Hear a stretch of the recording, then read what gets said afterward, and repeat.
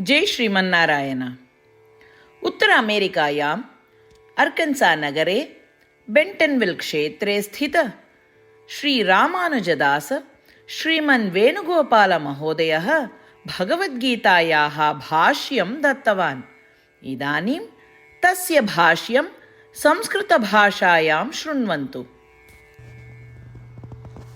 त्रयोदशोऽध्यायः क्षेत्रक्षेत्रज्ञविभागयोगः, पञ्चमः श्लोकः। महाभूतानि अहङ्कारो बुद्धिः अव्यक्तमेव च इन्द्रियाणि दशैकञ्च पञ्चचेन्द्रिय गोचराः। ओम। गीताचार्यः श्रीकृष्ण परमात्मा अर्जुन समेतम् अस्मान् सर्वान् क्षेत्रक्षेत्रज्ञविभागयोगं शिक्षयति। परमात्मा वदति, अर्जुन, क्षेत्रम् उत शरीरं केन निर्मितमस्ति इति अहं त्वाम् इदानीं वर्णयामि।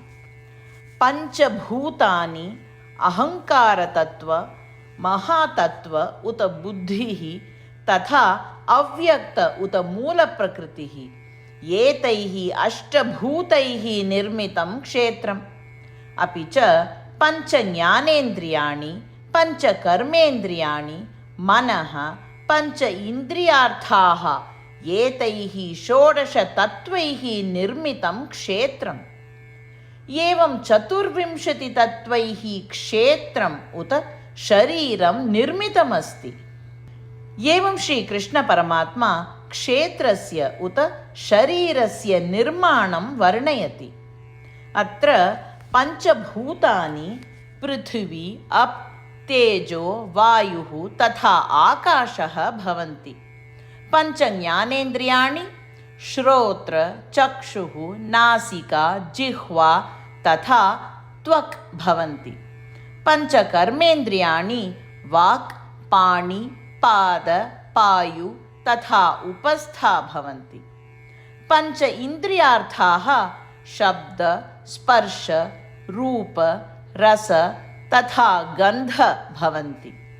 श्रीकृष्णपरमात्मनः उपदेशान् ध्यायन्तः क्षेत्रम् उत शरीरम् एवंविध 24 तत्त्वैः निर्मितमस्ति इति जानन्तः सत्कर्माणि कुर्वन्तः क्षेत्रस्य सदुपयोगं कर्तुं प्रयत्नं कुर्मः।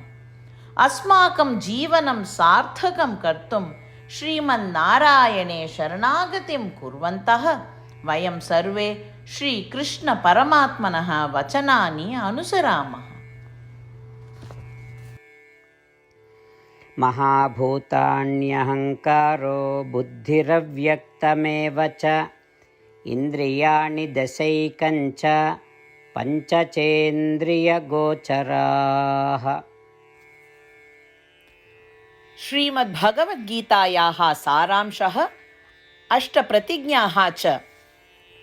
श्रीकृष्णपरमात्मना भगवद्गीतायाः 18 अध्याये 65 श्लोकात् 70 श्लोकेषु 8 विषयाः गीतायाः सारांशरूपेण उक्ताः सन्ति।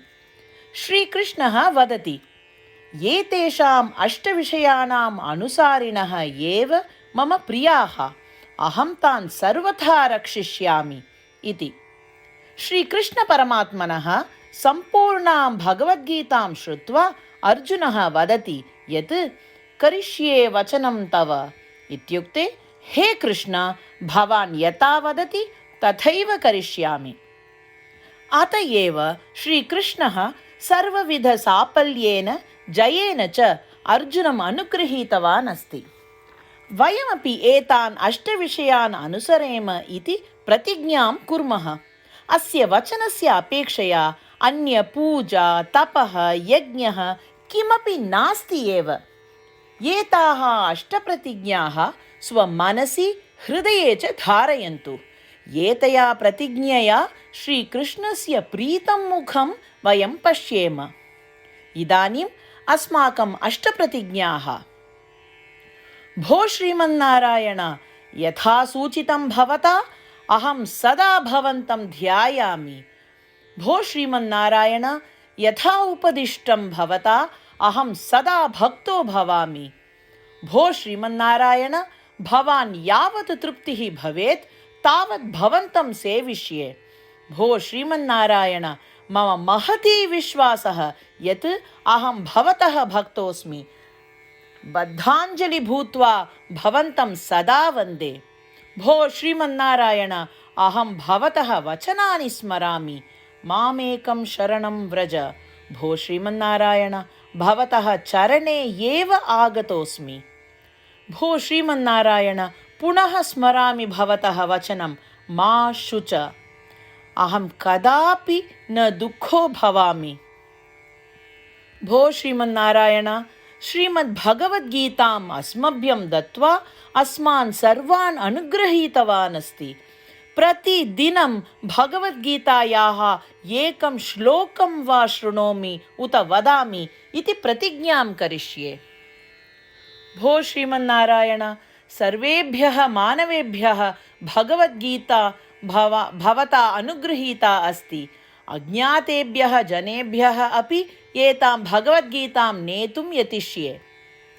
भो श्रीमन्नारायण, यथा भवता उक्तं तथा करिष्ये।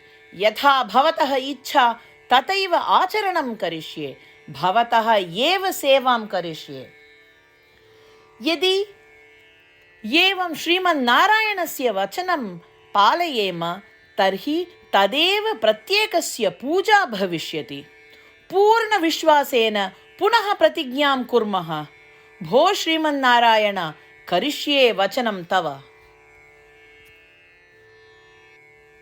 महाभूतानि अहङ्कारो बुद्धिः अव्यक्तमेव च इन्द्रियाणि दशैकञ्च पञ्चचेन्द्रिय गोचराः। ॐ महाभूतान्यहङ्कारो बुद्धिरव्यक्तमेव च इन्द्रियाणि दशैकञ्च पञ्चचेन्द्रियगोचराः।